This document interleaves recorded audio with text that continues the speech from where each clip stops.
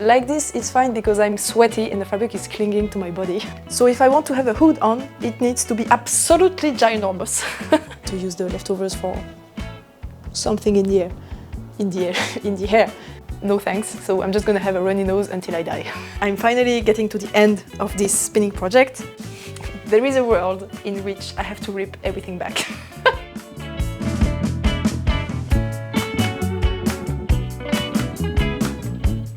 Hi, my name is Maya and welcome to episode 59 of my knitting podcast, where I share all my thoughts, process and other random stuff about all things fiber related, but mostly knitting. Today is the 27th of August 2025 and I'm coming to you from the French-speaking part of Switzerland where I live with my gecko. We are back with the podcast after a week and a half, 2 weeks of vlogs, and it feels weird to say the intro again because I wasn't saying it for the vlogs and I'm glad I didn't forget it completely. So today's program, I have 2 finished objects. Yes, I have 2 works in progress, one of which is a new cast on, but if you saw the vlogs, you know all about it already. But I still need to talk about it to the people who didn't watch the vlogs. And aside from that, I don't have any acquisitions, and that's all. So let's start immediately with what I'm wearing, because I am so hot. It's like, it's summer, we are in August, and it's super hot, and I'm not sure what I'm doing with this woolly wool on me. And I'm almost dying, almost. So this is the White Day cardigan, it's a design of mine. And the test has started a couple of weeks ago. It's a saddle shoulder construction, but there is a little bit of a twist in the saddles because the shaping to do the shoulder shaping, so the slope of the shoulder is in the saddles instead of being in the saddles instead of being in the body. So there is no short rows here and you do decreases along the saddles to do this. It's very satisfying to do, it's super fun and it's easy to do. And I think it looks very nice. There is also this tuck detail around the arms and testers are going wild with the color combination and it's exactly what I wanted and I'm so happy about it. And there are also a few testers that are not doing the tucks because this is also meant to be like a basic pattern, because if you remove this detail, it's a V-neck cardigan that fits really, really well because there is a lot of shaping around here to avoid the usual extra bulk of fabric you can get with drop shoulders, and I'm super proud of it. And it's finally finished. So I think in the last episode I had done 1 sleeve and 1/2 of the button band, and I had to reknit the sleeve because I wasn't happy about the way there was a little bit of a bump here. I took a picture that I can show. I don't remember which sleeve it was, but I reknit the sleeve. Basically I redid the sleeve cap a little bit differently and it completely solved the issue. As you can see, this is absolutely straight, it's beautiful and it fits perfectly. I know a lot of designers say that if you have a very low drop shoulder, you don't need any short rows here to form a little sleeve cap, which is not exactly true, because if you take a drop shoulder garment and you put it flat on the ground and you have the slope of the shoulders, not all designs have that, but if the design has a slope on the shoulders, and you don't do a sleeve cap on the sleeve, then the angle of the shoulder is not the same as the one of the sleeve, and that's a problem. So you will always benefit from a very, very small sleeve cap, just so that the sleeve and the shoulder are completely aligned. So that the sleeve is not like, I cannot break my arm to show you, but sticking out like this. So yes, I still needed to do a little sleeve cap, but just a tiny little one, just like this, just so that there is this much more length at the top compared to the bottom. And now the fit is perfect. And I also finished the button band, so I had only done one side and I did the other one. And I added the buttons. I'm not 100% happy with my choice because I think they are very cool toned and the rest of the garment is like a creamy white that's warm toned. So I think they kind of clash, but it's okay. I think most people are not gonna notice it. And I didn't tell you about the yarn. I have a skein left actually. So the yarn I used, I combined 2 yarns together. So this one is Boucle Laine Mondaré in DK and the colorway is Blanc Naturel. But you cannot get anything else than Blanc Naturel. because it only comes in white. But you can dye it if you want, and you can get it already mordanted so that you can naturally dye it, which is a nice touch. And I paired it with Titicaca by Holst in the colorway Écru, white, 01. And the fabric is like worsted weight. The gauge is 17.5 stitches, so it's a pretty big worsted gauge. And I think it's a great gauge that knits up really fast, but you don't have the bulkiness of like a bulky or iron weight garment. So I think it's a nice in-between. And I did have to do a little bit of surgery because I knit the first sleeve for the second time. And I guess I was a little bit tired and I stopped a tiny bit too early. I did the cuff and then I started the second sleeve and I tried it on and I realized the sleeve was too short. It was not too short, it was like this. And I would just preferred if it was longer. So I did the second sleeve longer, but then I didn't want to do the first cuff a second time. So I cut open the sleeve here. I knitted, I think, 6 more rows, which is really not a lot, but it's like just 2 centimeters, an inch. And then I grafted back the cuff to it, and I don't remember which side it is. I cannot even tell. Yes, it was this cuff that I added the 6 rows. So I don't think you can really tell. So I did a perfect job. And now the sleeves are perfect length, and I'm super happy. But there is one thing I would like to do still, which is my back neck has stretched out a little bit. I think I could have picked up a tiny bit less stitches when I did the button band or the double knit edge on the back here, along the back, because it didn't pull the fabric in enough and the back neck has stretched out, and like this it's fine because I'm sweaty and the fabric is clinging to my body. So it's not stretching out because it's stuck to me. But if I'm wearing a t-shirt or if I'm not super sweaty like I am right now, it kind of stretches out like this because there is not enough structure in the back, and I think I would like to add an elastic, so I'm going to attach it here, I think, and then run it all the way to the back and attach it here, so that it just pulls everything in just a little bit, so that it fits like this all the time, even if I have a t-shirt or even if I'm not sweaty. Which means it's going to pull the drop shoulder a tiny bit, because if it stretches out, it's more like down here, which means it's going to pull the sleeve a tiny bit, but it's fine because I lengthened them. So even if I lose a little bit of length, it's gonna fit perfectly. So I'm really glad I did this modification. It wasn't even that long, but it makes the final object so much more wearable, and I think that was a good call. So that's your reminder to not be lazy about modifications and do them right away before you get too annoyed with the project. And there is also, in the perfect world, I could add a mini pocket to the inside, like something somewhere around, I don't know, maybe hidden below the arm or something. Just an inside pocket, like an invisible thing or something, because I'm really feeling the lack of pockets. I had the idea to add them, but I didn't because I really wanted to get the pattern out for testing, so I didn't have the time to do this, but I really think I could benefit with having a little bit of pockets here. I could have like patch pockets.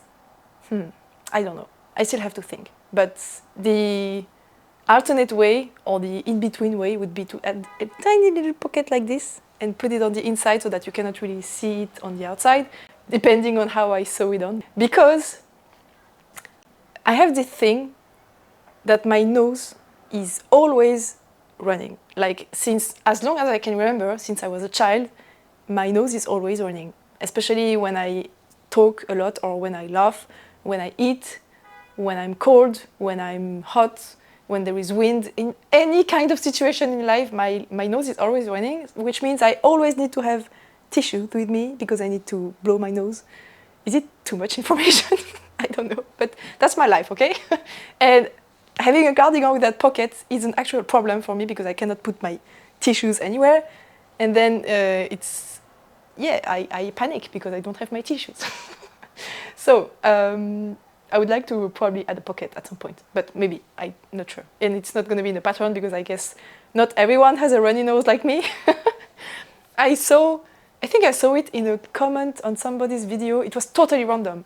And somebody mentioned a deviated septum thing. I think that's what it was called, which is basically that you have the thing that divides your nostrils in the middle that's deviated, and that can cause runny nose, like chronically runny noses. And I totally have that because my nose is definitely crooked. If I reverse the image, I'm gonna look horrible, but you will definitely see that my nose is completely going into a direction. And I think that's it, which means I should get surgery or something. And I'm like, no thanks. So I'm just gonna have a runny nose until I die. So I'm just gonna add pockets to my cardigan so that I can have my tissues with me, which is a lot less invasive than having surgery. Anyway, I have no idea what I'm talking about that. I have quite a bit of yarn left because I ended up with a gauge that's a lot bigger than I thought. I was hoping to get like 20 stitches gauge or something, and I have 17.5, which means I used a lot less yarn. And now I don't know what to do with this. It's way too itchy to make like a neck or head accessory. It's itchy. No, wait. It's very, very rustic. There is a lot of texture. It's by no way soft at all. I don't think this is soft. But it's not itchy. I mean, it's a little bit itchy, but there are softer yarns that are way itchier than this. So this is a little bit special. It's very rustic. It's very textured, but I don't think it's like prickling. Yeah, but it's still not soft and smooth enough to be around my neck or my forehead. This is fine because I have the front neck that's completely open. So yeah, I have no idea what to do with this. But I think the best course of action will probably be color work, because if I do like a color work yoke or whatever color work project sweater thing, I have a neutral as contrast color to go with whatever other colors I would like to use. And since this is white, I can use it with anything. So I think this is probably what's gonna happen. I have like 100 grams. This is a 90-gram hank, so I have like 100 grams left. So maybe for color work in the future. And this, I don't know, but I don't know. All right, my next finished object is very small and very random. It's still connected to the leftover, but let me explain. So I had some leftovers from a camisole that I need this summer, and I wanted to do like a hair accessory ribbon thing with it, because that's what I usually do with my plant-based leftovers. And I started doing like a Augustins number 22, but in a slightly different way. But I realized midway through that I didn't have enough yarn to do a double-sided thing, because the Augustins is double-sided. So I ripped back everything and I started over just doing a garter stitch ribbon, and I did decreases and increases on each side.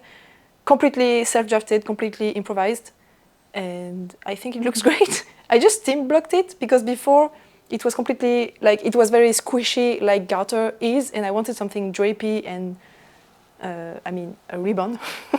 So I just steam blocked it and I pulled on it like I almost ripped it out. I pulled so hard when I was blocking it, but it's viscose and silk, so I can pull whatever I want. I'm never going to break this. I cannot even break the yarn with the thread with my fingers. So there is no chance to tear this in half. So yeah, I steam blocked it very aggressively, and now I have an absolutely gorgeous piece of fabric ribbon thing. And my plan is probably to attach it in my hair, something like this.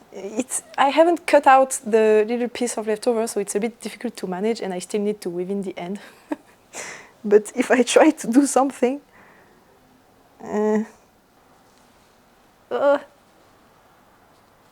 yeah, it's kind of the idea. It's just to have a ribbon in the hair, and it's kind of cute. That's the vision.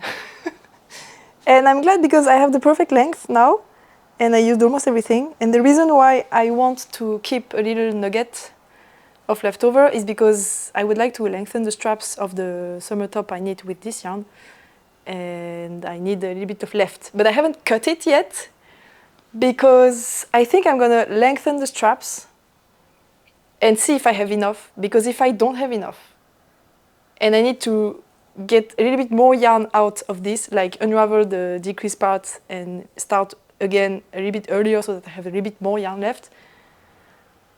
This yarn is an absolute pain to connect. You cannot split splice it or do anything with it, and it's pretty thick. So it's very difficult to weave in the ends in an invisible way. So I really don't want to cut it unnecessarily. So I'm gonna lengthen the straps, see if I have enough, and if I don't have enough, I can just unravel this guy and get a little bit more yarn out of it, and then cut, so that I don't have an extra cut.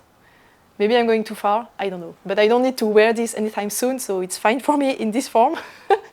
And it's just gonna push me to lengthen the straps sooner rather than later, so that I can actually finish this. Whatever. Speaking about the Augustins number 22, I have a whole collection of them because I pretty often, if not always, do like a hair accessory with my small amounts of leftover.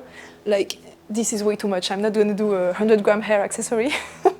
But if I have like 20 grams or something like that, I will do something like this, which means I have a whole collection of hair bows.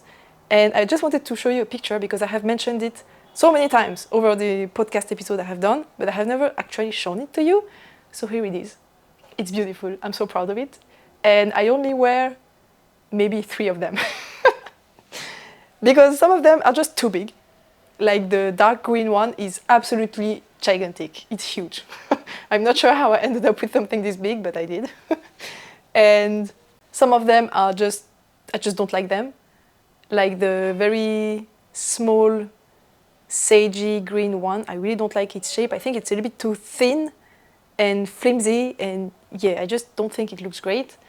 And yeah, I just don't like them all. And some colors don't really go with my wardrobe, even though those are all leftover, so technically I should have a garment that matches all of them because those are all leftover for my garments, but I don't wear all the tops I have knitted from those yarns, so I cannot pair all of them together. Anyway, I just wear the purple one, the fluffy lavender one, which is the very first one I did, which is also huge, but I think it's so cute with the fluff that it's a little bit easier to wear, which is dumb because the dark green also has more hair, so it's also cute and fluffy, but I don't know, I'm just not vibing with it, even though I prefer the color. Yeah, whatever. It just goes to show that sometimes there's no point in overthinking what you're making because the one you're gonna love and wear is not necessarily the one you're expecting, which is probably not helpful because I'm basically telling you to stop thinking about what you're doing and just go with it, which is probably a bad advice, but sometimes it's just how it is. All right, I am so hot. I'm really just keeping this on because I love it so much, and I also would like to test how well I can tolerate the itchiness of this when I'm super hot, which, like, you have no idea how I'm sweating under this right now. But it's still not itchy. Like, it's definitely, again, it's very textured, but I don't need to scratch myself. So, yeah. Anyway, the next thing I would like to show you is almost done. I wanted it to be finished today, but then I realized, no. So, this is my muscle tank. It's a design of mine. Oh wait, I didn't tell you what the yarn was for the ribbon. I probably put it on the screen at some point. But it's a handspun that I bought at the Swiss Yarn Festival, but it's not my handspun. It's a maker, a Swiss maker that does a lot of, they sell fiber, but they also sell yarn spun from their fiber, and it's gorgeous. I really, really loved it. I'm not sure I'm ready to spin viscose and silk, but this yarn was so gorgeous. I mean, the drape is incredible. You saw it when I shaked it. So I really definitely recommend it. Yes, so this is the muscle tank. It's a design of mine that's also currently in testing, and it's a very basic like tank top with a folded over neckline and open. I mean, it's a tank top, so it doesn't have any sleeves. And it's designed to have the sleeves rolling in a little bit. It has very deep arm holes, and it's supposed to look like this, like a muscle tank, because it's supposed to like emphasize your biceps and your shoulders. And even if you don't have muscles, it doesn't matter because it's still cool. It's a cool shape to wear. since I do have some muscles, I'm pretty happy to show them off, because since they are here, I might as well show them. So I just wanted to design something like this because I couldn't find anything similar on Ravelry, so I did, and I'm super happy about it. It's this one is the decay weight version. I already did a fingering weight one. I'm just gonna, oh yes, oh. Because I would like to try it on to show you. The yarn I used, this is Ericonite Studio Linen, which is 100% linen, but it's 85% recycled linen and 15% premium linen. And the drape, it's not blocked, but it's already insane. And I have the swatches here. That, yeah, you can tell it's gonna be incredible. Oh, can you see? I'm sweating and there are some drops of sweat. Why am I telling you this? I'm sorry, you can probably see them, but that's why. Yeah, so I'm almost done. I would like to finish all the yarn I have. So I bought 5 skeins, and this is the 5th one. And I think the length is not enough. I would like to add a little bit. So I'm just gonna go until the end of the skein, see if it's long enough. If it's not, I can unravel one or the 2 swatches and add them in. And I just hope I can get enough yarn. And if I have some leftovers, I can do a bow with those, and the drape is gonna be gorgeous. I would like to do an actual bow because I think it's prettier than just the ribbon I just did, but this is not enough to do a bow, unless I do a very tiny one. I don't know, whatever. So I just want to try this on to show you. I can show you a picture of the fingering weight version. So you can see the shoulder fit. It's supposed to fit you at the very tip of the shoulders because that's what makes the, how do you say that, emphasizes the shoulder, the bulk of the shoulder here. I don't know how to explain, but you can probably see in the image the effect it does. And that's one way you can wear the muscle tanks, but you can have any type of fit with muscle tanks, really. The point is just to have no sleeves. And then you can have the shoulder fit you want. You can have it like the shoulder seam be very on the inside and have an actual tank top. Like this, it would still be a muscle tank. Or you can have the seam like drop like a drop shoulder, and it's still a muscle tank. So you do whatever you want. But the first one, I made it so that the seam is just at the tip of my shoulder, but I wanted to do another one where it goes past and where it drops, like a drop shoulder. So I'm gonna try this on, hopefully without losing any stitches. This is not the best color on me, isn't it? I don't care. Yeah, so this is how it looks like. So again, this is not blocked, and it's linen, so it's going to stretch out a lot, but this is where it's hitting right now. And as you can see in the swatches, the edge is absolutely not rolling on itself, it's completely flat. So right now it's rolling because it's not blocked, but then it's gonna come a lot further on my shoulders, so it's going to drop, and I'm going to have the slightly oversized fit I'm looking for, and then it's going to block out like this, and I'm gonna have the very low underarm that's iconic, not iconic, that's a characteristic of the muscle tanks, and I'm very happy about this. The neckline is fitting great. I hope it's not going to stretch out more than this, but worst case scenario, I can always put an elastic inside because it's folded over, so I have a channel. And ooh, I'm so excited. So the length, it's actually, I think I would like it to be the same length as this guy, so I still have a bit to go. But I think it's exactly what I'm gonna have from the yarn I have left and from the blocking, because if it blocks out like this, yeah, it's probably gonna be just enough, which means I'm gonna be able to use the leftovers for something in the hair. But I'm not sure this style is exactly what I would like to pair with the cute and dainty ribbon in the hair. Probably not. So I'm not sure I'm gonna do that. But yeah, that's my muscle tank, and ooh, I really love it.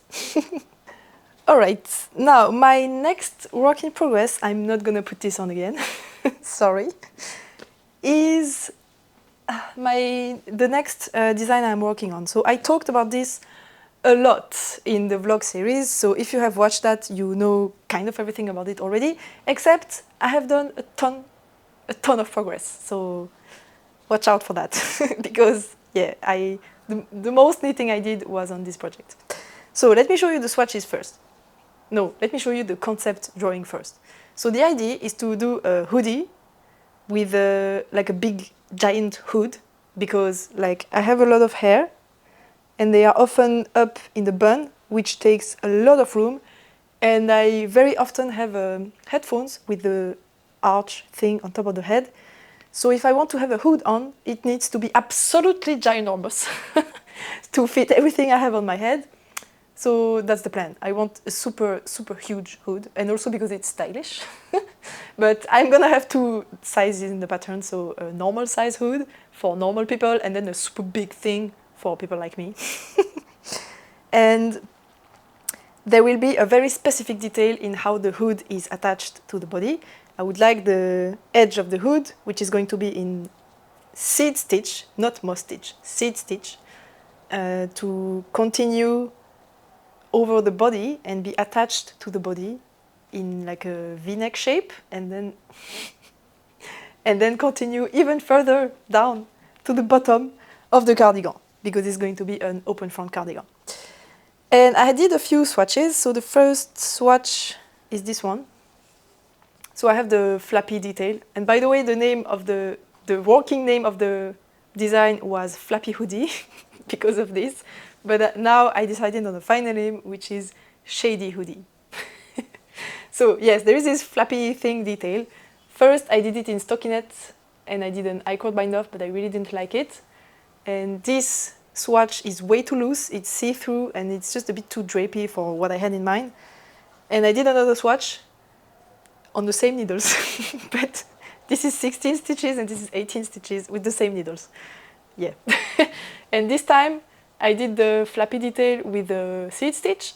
So it's one row, knit one, purl one, knit one, purl one, and then one row, purl one, knit one, purl one, knit one, and then again knit one, purl one.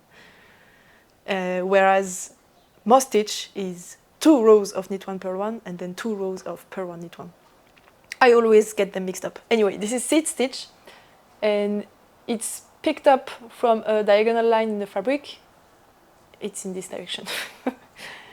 And then it's knit separately. And I think I did a normal bind off. Or did I do an Italian bind off? No, I did a normal bind off. But you cannot see anything because the yarn is black. Speaking of the yarn, this is a very special yarn for me because it's my favorite yarn. It's Harrisville Designs Nightshades, and the colorway is Fever Dreams. I have a skin here. It's gorgeous. It's 100% American Cormo, and it's a DK weight, but it knits up more like a worsted gauge. So this is 18 stitches, but I'm aiming for 19 stitches. And it says you can knit up unto 22 stitches, but this is already pretty dense, and this is 18 stitches. So yeah, I'm not sure how you can get to 22, but yeah, you do you. And I love dense fabrics, so yeah, whatever. So this is like a DK, heavy DK worsted gauge, and this is a typical example as well as in the skin. This feels immensely softer than this first, but it's still very rustic and it's very dry to the touch. But when it blocks, again, it's kind of soft, but it's still very textured. It's absolutely not smooth, but it's still, this feels soft. But most importantly, it has zero itch factor at all for me. And it's not even that I can feel the texture. It's just completely, absolutely 100% comfortable. I don't need to scratch myself. I don't feel the texture. It's not irritating. It's absolutely nothing at all. It's perfect. It's incredible. And it's the only rustic yarn that it's this comfortable for me. I have tried a lot, but every time it's either itchy or very textured, like this one. And this is very special. And I'm saying this, but even if you're a sensitive person, I cannot guarantee you're gonna have the same feeling as I have with this yarn because everyone is different. But for me and my super sensitive skin, this is very special. So I'm super excited to knit it again. And I think I finished the introduction. So let me show you my work in progress, which I have progressed a lot on because I have finished the yoke, I have joined the underarm here, and I have almost finished the first sleeve. That's a lot of progress. I'm so happy about it. And this is what it's looking like. I love it so much. So let me just quickly try it on. I'm going to be so hot again, but what wouldn't I do for you guys? So this is constructed with the ziggurat method, which is a method developed by Asa. I don't know how to say your name, I'm sorry. Trikosa? I have really no idea. And basically it's a type of shoulder construction where you don't have to cut your yarn and you do the shoulder shaping at the same time as the neck shaping, and you do it in small sections, but you never cut your yarn. So you do this side with short rows, and then you go over to the other side and you do short rows on the back, and then you pick up stitches here on the back of the shoulder, and then you work the front with short rows, and then you go back and you pick up the other half of the stitches of the shoulder, and then you knit again to the other side, and you pick up stitches for the back of the shoulder, and then you shape the front here with short rows, and then you pick up the other half of the shoulders, and then you start working all the stitches around. Not in a round, but flat, but you knit through the whole yoke, and you start doing increases on the sleeve here until you reach the underarm, and there you do a little bit of raglan shaping, so you increase on both the body, the sleeve and the body, and then you join at the underarms, and you have a yoke, and it's awesome, and I really like it.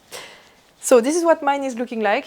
The V-neck is not supposed to be this open, but I just don't want to hit the mic too much. But yeah, it's supposed to come in like this, and it's supposed to be oversized. I mean, it's like a hoodie. It's supposed to be a little bit big on you, and I'm just a tiny bit worried about the amount of fabric I have here on the shoulder. I've only steam blocked it, but I feel like when I lift my arm, I have a bubble happening here, which is exactly the bubble I had in the first attempt of this sleeve, which makes me think I picked up a bit too many stitches here on the sleeve cap. But it's a little bit too late now. So I just hope doing a complete block will solve this. And I also have a little bit of extra fabric there, which is very typical with constructions where you do increases on the sleeve like this. It happens pretty often, but yeah, I need to do a mid block.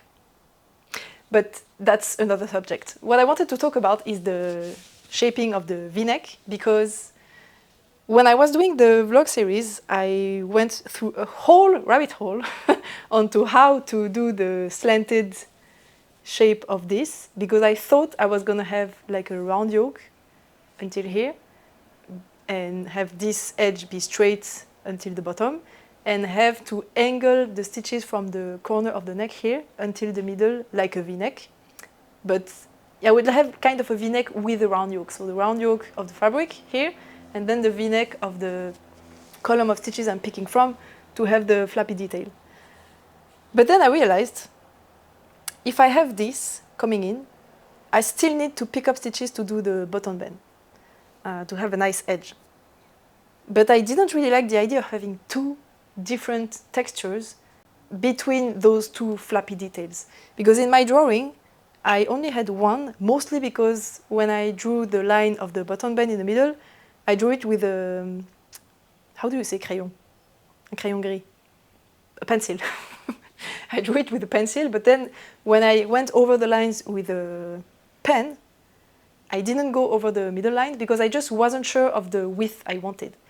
But then when I finished the drawing and I looked at it with only one clean line in the middle, I was like, this is looking way better than if I have two different textures, like the texture of the round neck that comes in like this, and then the texture of the double knitting or something else that would be picked up from that, because I would have a line here in the middle. And I just wasn't a fan of this. So I figured if I have just the V-neck shaping, I don't have the round neck anymore, and I just have the edge of the fabric be V-neck, and then I pick up from the edge to do the flappy detail. And then I do double knitting, but with shaping to fill up the inside. I think it can work. But then I have two options. Either I do double knitting like in this one, where you pick up all the stitches and you work like this, and you work your way up, or you pick up all the stitches and you work in this direction, like just a few rows, and then you bind off. So with the first option, working like this, I would need to do increases to have more and more fabric to fill in the V-neck gap, so that I would have a straight line here in the middle. And I think it's possible to do increases in double knitting, but I have never tried it, and I don't really know if it's easy or not. I know it's possible, but the question is it interesting and fun to do? Because it's not because something is possible that you should do it. And the other option is to do it in this direction, so you do long rows, and I could do short rows. And this, I know it's possible, and it's not too cumbersome to do. I have done it. Actually, you have some here to turn the corners. Here, there are some short rows in the double knitting. So you could do more fabric on this side than on this side by doing short rows, like this. But I'm not sure I like the idea of having the fabric going in this direction, because I really like when the double knitting goes in this direction, or reverse. You get what I mean. So I'm not decided yet, but this can come later, because I cannot do the button band unless I finish the body anyway, and I'm not finished with the body yet. So it's not for right now. Now, something that's coming soon is the cuff, and I would like to make it in seed stitch as well. I think it would be super cute if I have where's the swatch? I have the seed stitch detail here. So it's going to go from the bottom here. The flappy detail is going to come up like this, and then follow the V-neck, and then it's going to continue along the edge of the hood. So you're going to have a seed stitch border, like in the drawing, along this whole detail. And having also the seed stitch as the cuff and the bottom hem, it's going to be so cute. It's going to be awesome. I'm so excited, because you don't see seed stitch as edges pretty often, and you should, because it looks amazing. And I would also like to add pockets this time. I really want to add pockets, because it's non-negotiable. It's just so practical. So I already did. I did a trick where you cast on the stitches here while you are working the body, and then you put the stitches on hold immediately, so that when you finish the body and you're ready to start the bottom hem, you can put those stitches on hold, and you just put those stitches back on the needles, and then you just work the pocket, and you're going to do a little bit of increases to have a diagonal edge here. And then when the pocket is the same length as the body, you knit together all the stitches at the bottom, so that it's joined with the body, and you don't have to seam. I mean, you're going to have to seam, but only the edge here in the inside. But the pocket is already aligned, and you don't need to count the stitches to know if you're aligned or not with your pocket or whatever. You just knit together until you have all your stitches, all your pocket stitches decreased, and then you have a pocket that's almost installed. And it's so neat. And I think I'm going to have also the seed stitch detail at the edge of the pocket. It's going to be so good. I'm so excited. So yes, that's the idea for the Shady Hoodie, and I'm just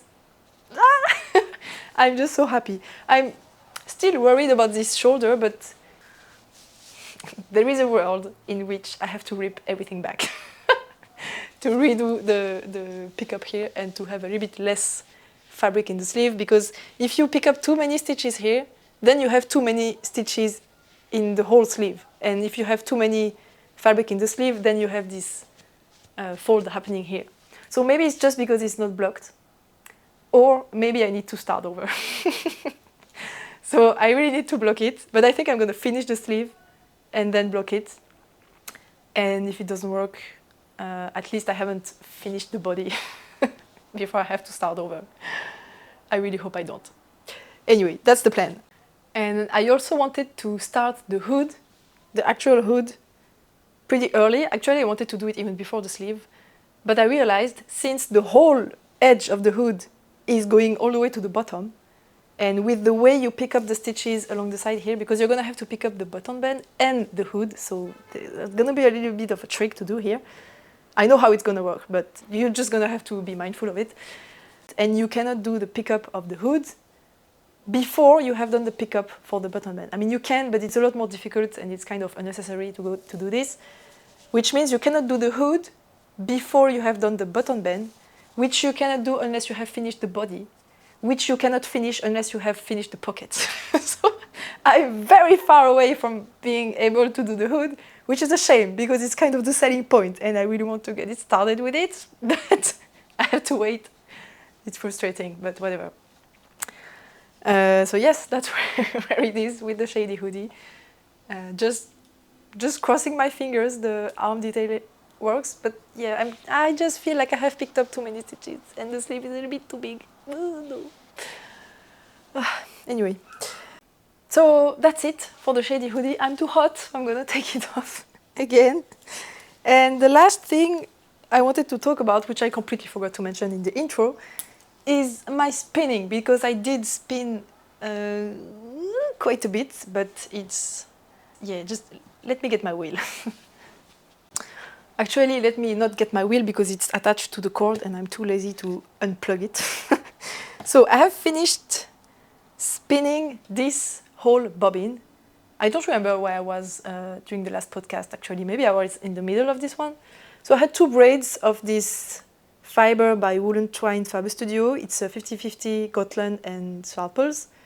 And I finished spinning the second braid, and funnily enough, they were both 100 grams, but it looks like this one has a lot more on than this one. I'm not sure what happened. I don't feel like the thread is thicker, or maybe it is. I don't know. But the same happened with the other fiber I spun, which is this one. This one is Rambouillet, that was hand-dyed by a lovely viewer. And the second bobbin, which is on my wheel and I cannot show you, looks a lot fuller. Like there is the same size difference between this bobbin and the second one than between this first one and this second one. I don't know. If you know anything about that, please tell me why. But yeah, I had 200 grams of this one as well. And I took my decision, so I'm gonna... So this is 1/3, the second bobbin is another third, and I'm gonna divide the third into 2 halves to put on each of those thirds, so that I have actually 100 grams on each bobbin, and I can 2-ply it as well, just the same as this one. I'm so excited. I'm finally getting to the end of this spinning project, and I just can't wait to see the yarn that I'm gonna get from this. But right now, I'm a little bit concerned.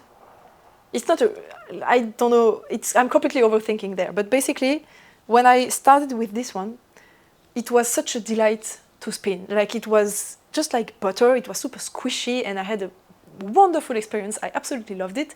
And I was concerned that this was going to be difficult to spin because Rambouillet is known to be easy for beginners, I mean to be suitable for beginner spinners, and Gotland and Swartpels are absolutely not marketed as beginner friendly. So I was just a bit worried this would be a bit difficult. Absolutely not, this was way easier. And it's funny because I just saw a comment by Nora who hand-dyed this for me, and she said I might have an easier time spinning this because it's not dyed. Not necessarily because of the fiber content, but just because this is not hand-dyed. And yes, this was way easier because it was just gliding out of the, not the braid, of the cone top, and the fiber were just, yeah, gliding easily and just going into the, going onto the bobbin without me having to really pull on them or in any form. It was just very smooth of a process. But this one I had to pull a little bit harder with my hands. And now I'm a bit worried that going back from this, which was so smooth, to this one, where I'm going to have to pull a little bit more, I hope I'm not going to change too much the way I spin this, and that the second half is not going to be too different from the first one. Yeah, it's just where I'm at right now. So the other bobbin is ready on my spinning wheel, and I'm kind of scared to start because I'm not sure what's going to happen. But it's okay, I'm going to start, and it's going to be amazing. But I have a lot to do in the next few days, because next Tuesday, yes, we are Wednesday. So next Tuesday, in 6 days, I'm going to have a photo shoot with my beautiful friend Anna and my photographer friend Alexia. And I would like to finish the muscle tank. Fortunately, this one is already done. And I have a couple other finished objects I would like to take pictures of, but I also would like to finish my Patagonia pics, because I haven't touched that during the whole summer because it was way too hot. And this garment is like next level warm and bulky and cumbersome and all of that. So I didn't want it to knit on that, but now it's finally cooled down a little bit, which you cannot tell, but it has cooled down a lot. And I need to finish that before next Tuesday, but I also need to block it. So I need to finish this dude. I need to finish a whole colorwork sleeve, and I would really like to take an in-progress picture of this one. But if I have to unravel everything, and I wanted to go back to a state where it's actually useful to take a picture of it, I'm gonna have to knit a lot on it again if I have to unravel it. So I just hope the mid block is going to solve it. But deep down, I know I picked up too many stitches. I can actually tell here. If I hold it like this, you can maybe tell if you can see it at all because it's black. But the stitches are kind of radiating like this because there's a little bit too many stitches. And even if it ends up working out better with blocking, deep down I know the best would be to start over and pick up less. But we never know. The magic of blocking might solve everything, but yeah, you can kind of tell it's coming out of the pickup is here, and it's coming out a little bit too straight, and it should be a bit more like this, and it's just like this. Can you tell? I don't know. I'm gonna have to block it. Anyway, I have a lot of knitting to do, so I'm not 100% sure I'm gonna be able to spin a lot, but I would like the next week's video, so next Thursday's video, to be the spinning vlog, because I've been filming all the spinning process of this project since the beginning, and it's my first time trying to film a video in small sections over a long period of time. And I would like to have it out next week, but then I actually need to finish the spinning. So yes, there is a lot of things to do in my immediate future, a lot of excitement, and I hope you are excited as well. If you are, don't forget to subscribe if you don't want to miss out on any future content I may put out. I hope you enjoyed this episode and all the weird stuff I've been doing lately. And if you watched the vlog series, thank you so much for your presence, and thank you for your comments and all of that. And even if you didn't watch it, thank you for being here. Thank you for watching the podcast. I really appreciate your presence. You may have noticed that my voice is still a little bit like smoky. Can you say that? But we are more in the sexy area now, not so much in the I'm about to die area. So yeah, I'm slowly getting my voice back, and that's good news.